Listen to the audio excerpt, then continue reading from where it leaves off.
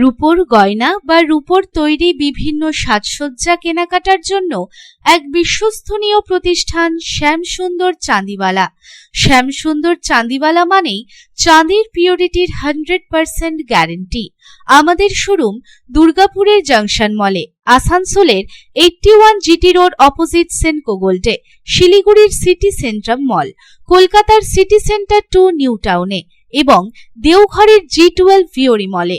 তাহলে যদি পিওর এবং হলমার্ক রূপো কিনতে চান তবে চলে আসুন শ্যামসুন্দর চাঁদিওয়ালায়। আসানসোলের নিয়ামতপুরে একই রাতে পরপর দুটি দোকানে চুরির ঘটনায় ব্যাপক আতঙ্ক ছড়িয়ে পড়েছে ব্যবসায়িক মহলে।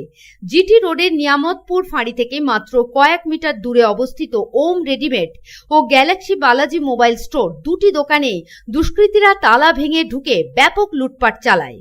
প্রথম ঘটনাটি ঘটে ওম রেডিমেড দোকানে। দুষ্কৃতীরা গভীর রাতে ক্যাশ বাক্স ভেঙে প্রায় 50,000 টাকা নিয়ে চম্পট দেয়। দোকান মালিক ধনরাজ আগরওয়াল জানান, এই দোকানে এর আগেও একই ধরনের চুরির ঘটনা ঘটেছিল। তখনও পুলিশকে অভিযোগ দায়ের করা হলেও অপরাধীরা ধরা পড়েনি। দোকান মালিকের কথায় বারবার চুরি হচ্ছে, আমরা ভয়ের মধ্যে ব্যবসা করছি। এবার পুলিশ আদৌ অভিযুক্তদের ধরতে পারবে কিনা তা নিয়ে সন্দেহ থেকেই যাচ্ছে।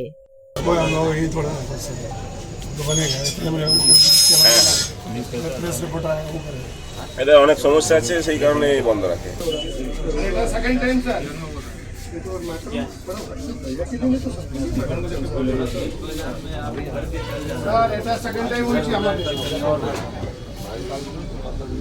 में कोई मिसक्रेंट्स शटर को चाड़कर घुस गया अंदर में, ताला भी नहीं तोड़ा है, कोई ताला वाला नहीं टूटा हुआ है और सिर्फ केस में आकर कैश बॉक्स का ताला तोड़कर जो भी पैसा था उसमें सब उठा के ले गया। 50,000 के आसपास में था। सिर्फ कैश खाली लिया है। अच्छा।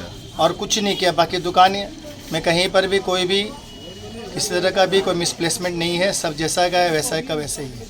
पुलिस को खबर दी है, फ़ोन करके पुलिस आई है, पुलिस भी देख रही है, देखते हैं क्या होता है। भी एक बार हुआ था, सारा सबूत भी मिला था, वेपन्स भी मिला था, लेकिन कोई कार्रवाई नहीं हुआ।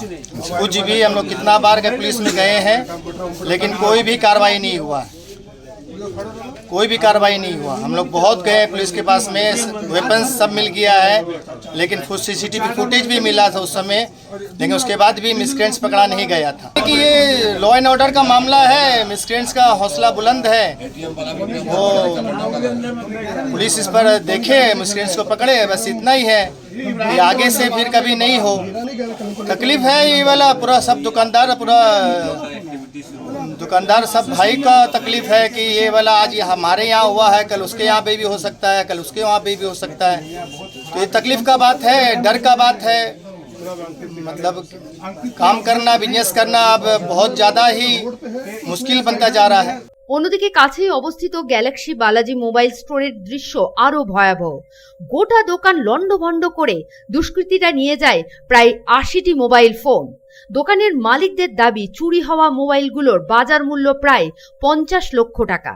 Niamatpur chamber of commerce and ইন্ডাস্ট্রির সম্পাদক সচিন বালোডিয়া তীব্র ক্ষোভ প্রকাশ করে বলেন, এভাবে বারবার চুরির ঘটনা ঘটলে ব্যবসা করা অসম্ভব হয়ে পড়বে।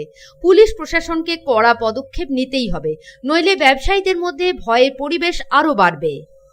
কাল রাত্রে দুটো ঘটনা হয়েছে, একটা ওম রেডিমেডে হয়েছে, একটা স্যামসাং বালাজি একটা নতুন আউটলেট এটা করেছে জিটি রোডের উপরে, এখানে হয়েছে।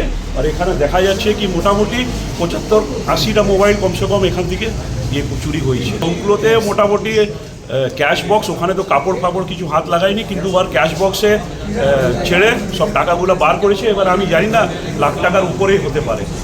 অবভিয়াসলি এটা আমরা সবাইকে জানিয়েছি, কুলটি আইসিকে জানিয়েছি, নিয়ামতপুর আইসিকে জানিয়েছি, ওরা তদন্ত করুক আর ওদেরকে ধরুক, কেন কি এই ম্যাটারটা খুব সিরিয়াস আছে আর ব্যবসায়ীদের মধ্যে খুব ডর भी है और ক্ষোভ भी है। মনোবলটা থাকবে না নতুন ব্যবসা করার জন্য, সিকিউরিটির জন্য, কারোর বিশ্বাস হবে না প্রশাসনের উপরে, কিন্তু প্রশাসনকে একটু স্টেপ নেওয়া উচিত এটার জন্য। এটা মোটামুটি অনুমান করি 30 থেকে 40-50 লাখ টাকার মাল এখান থেকে গায়েব হয়েছে স্যামসাং গ্যালারি। এদিন খবর পেয়ে ঘটনাস্থলে পৌঁছায় কুলটি থানার পুলিশ এবং নিয়ামতপুর ফাঁড়ির পুলিশ। দুটি দোকানের মালিকই লিখিত অভিযোগ দায়ের করেছেন। সিসিটিভি ফুটেজ দোকানের ভাঙচুরের চিহ্ন এবং সম্ভাব্য পালানোর পথ খতিয়ে দেখা হচ্ছে বলে পুলিশ সূত্রে খবর। পরপর দুটি দোকানে চুরির ঘটনায় স্থানীয় ব্যবসায়ীদের মধ্যে চরম আতঙ্ক সৃষ্টি হয়েছে। দোকান মালিকরা বলছেন, নিয়ামতপুর ফাঁড়ির এত কাছেই যদি বারবার চুরি হয় তবে নিরাপত্তা কোথায়? ব্যবসায়ী মহলের প্রশ্ন, কবে রাশ টানবে প্রশাসন?